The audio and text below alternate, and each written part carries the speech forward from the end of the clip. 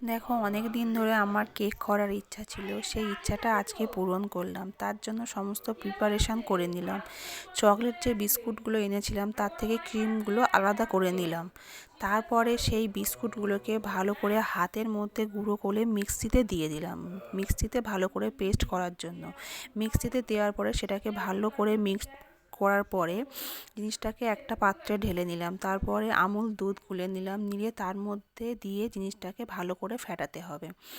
সেই বিস্কুটগুলো যে গুঁড়ো করেছিলাম তার মধ্যে দিয়ে ভালো করে ব্যাটারটা করতে হবে। তারপরে তার মধ্যে চিনি দিয়ে দিলাম, চিনিটাকেও ভালোভাবে গুলে নিতে হবে। তারপরে 1 চামচ সাদা তেল দিলাম, সাদা তেলটা দিয়ে ভালোভাবে ফেটিয়ে নেওয়ার পরে একটা ইনো দিতে হবে যাতে জিনিসটা ফোলে। ইনোটা দিলে জিনিসটা ফোলে, তার জন্যই ইনোটা দেওয়া। ইনোটা দেওয়ার পরে ইনোটাকে ভালোভাবে ফেটিয়ে নেওয়ার পরে অয়েল ব্রাশ করে নিলাম একটা ডিশের বাটিতে।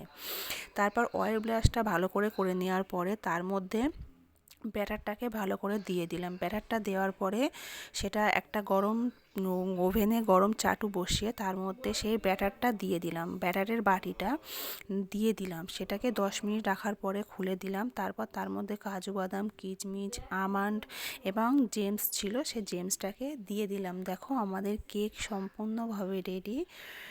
বলো তোমরা কেমন হয়েছে।